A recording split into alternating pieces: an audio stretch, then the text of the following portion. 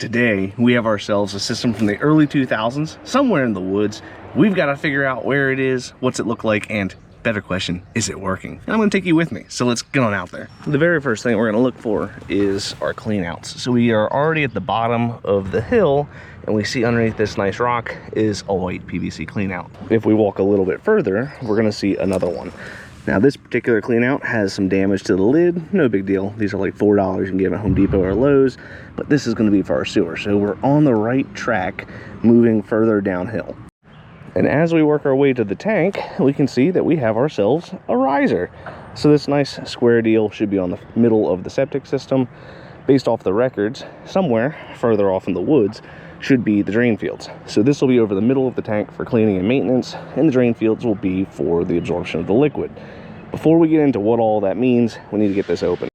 Now that I have the lid off, we can actually see I was wrong. This is going to be over the front of the tank. This right here is our inlet baffle, meaning the back side, the outlet baffle, is over there.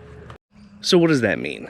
That means that I have to take my handy dandy probe and some flags, measure out the edges so I can figure out where is this lid, get it dug up, so we as a group can figure out if the drain fields are working. In the meantime, we got to run some water to make sure everything's flowing correctly. But this is the integral part of finding where things are, is opening things up. So I'm gonna probe out the tank, get it dug up, and then I'll reconvene with you in 10 minutes. So the reason we need to probe out the edges of the tank is so if we find one edge, and the back edge, we know the lid's always going to be in the middle of the tank. So it makes it much easier to dig the system. In our area, the back lid will always mirror the front lid, which is the one up here. So that's how I knew it was going to be a large circle, which is why I dug a large hole. If you don't measure the edges, you're pretty much guessing, and you could run into some headaches. All right, so I was actually incorrect. This is going to be the outlet side, and I thought I was going to have the same kind of lid, but I thought it was going to be a 2-chamber tank. Usually I would expect a wall right here. That wall doesn't exist, but we do have our baffle. The baffle is that PVC pipe right here. The purpose of it is to keep all that floating stuff on top of the water, the scum, from getting into the pipe and causing a clog. This is going to be a T-shaped item to where the water will come up underneath of it and out into the drain field. There's an identical one on the front of the tank. The purpose of this is to slow everything down. Now, in a normal functioning system, you'll see more scum up front, so you see all that stuff right here on top of the surface, than on the back. And the reason why is more of your toilet paper is going to sit up front. Part of the reason that you want to have your tank accessible by a riser is so that way you can actually pump it out more effectively, meaning you get a longer lifespan out of your drain fields. Now, I was incorrect that this was the riser over the middle of the tank. Usually the riser's in the middle. This particular one's in the front. When we got that lid open on the back, the first thought is maybe this is a 2-compartment tank. And why would I think that? Real easy. It's because the lid is going to be a 24-inch circle. Typically with the larger tanks, they would have 2 chambers to clarify the liquid more effectively. This house was built before that became mainstream, so we have the equivalent volume of water, so 1,500 gallons, but we don't have that partition in the middle. We just have the outlet baffle. Now that we have this open though, we do need to find out where the drain fields are. The big thing with a tank is you want to have access, especially a big access, so that we can pump it all 4 corners more effectively. The manhole riser in the front is good, but you really should consider putting one on the back of the system. Now that we have everything open, we need to find the drain fields exactly where they're at. We've got water running, and the reason why is to make sure that water is flowing through the system adequately. As you're testing the system, if you're not putting water in there, you're not really checking to see if it's doing what it's supposed to do. So we have to run some water, and ideally, nothing happens. But sometimes it can back up, and the purpose of running water is to figure out how fast does it back up. And then once it backs up, what happens next? So we're going to grab our probe, just like we used to measure out the tank, and we're going to find these drain fields. So right here we have the distribution box open. This is going to be what allows us to get to the drain fields. So we're going to have one here, here, here, and here. So we have our inlet line coming in, and then it's going to hit this little brick in the middle of the box that's going to slow everything down.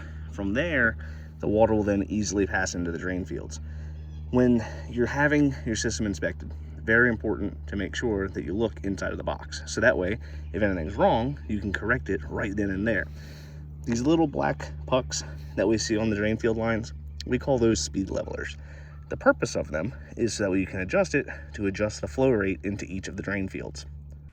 So the drain field is there to get rid of the water. Basically, it's going to be between 2 to 3 feet wide, 5 to 10 feet deep, and usually they're between 30 and 100 foot long, depending on your soil, topography issues, or even just the general design of the system. With a drain field, basically it's going to be full of stone and a perforated pipe. So the stone that we use is number 2, and then the perforated pipe's usually schedule 40. And so there'll be little holes inside of it. So as the water goes from the distribution box into the drain field, it'll work its way through those holes, and the stone just opens the soil up. So that way the soil can absorb all that water and all the nastiness. When you're looking at drain fields, not only do you have to look at the stone to make sure that they're good, but you want to make sure that you put water through it. And we also had the opportunity, since the distribution box was open, to put our camera through there. So we're going to go ahead and do that real quick and see what do we find inside that box and inside of those drain fields. Just got done running the camera through the drain fields, and we found ourselves a little bit of a problem.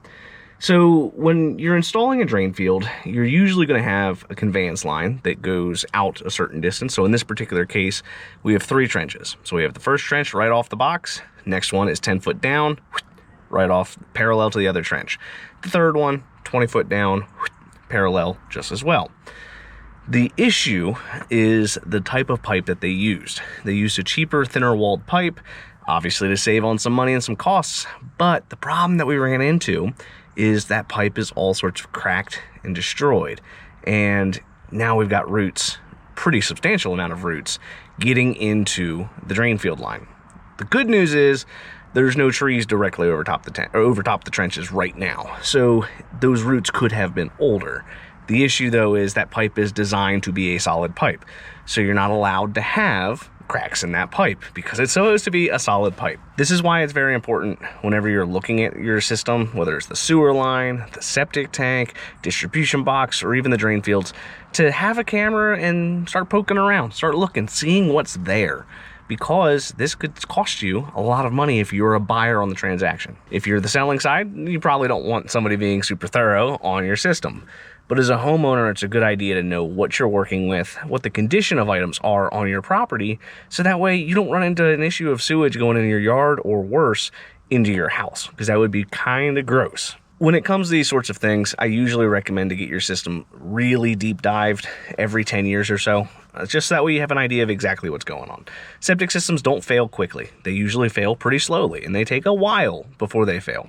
The problem is a lot of these small issues as they come up are relatively simple to deal with or relatively simple to fix, unless you ignore them. If you ignore them, it's not going to be so good. This was an interesting one. There wasn't really that much that was crazy with it, but we found ourselves a problem, and now we need to go about dealing with that problem. That'll be a problem for a different day.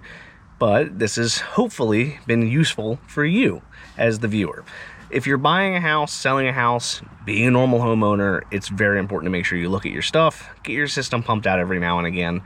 Some counties will even have rebate programs where if you get your system pumped, they might even cut you a check for 25 bucks. I've seen some counties do 100 bucks. They're not doing that program anymore, but I've seen it happen. So there might be some money somewhere on one of your health department websites to tell you, hey, if you pump in this time or in this year or whatever, maybe you can get a little bit extra money back for pumping your system. If you found this useful, leave a comment below. Let me know. Tell me about your story. I love hearing those comments, and I have videos posted every day on the World of Well and Septic, and I look forward to talking to you guys tomorrow.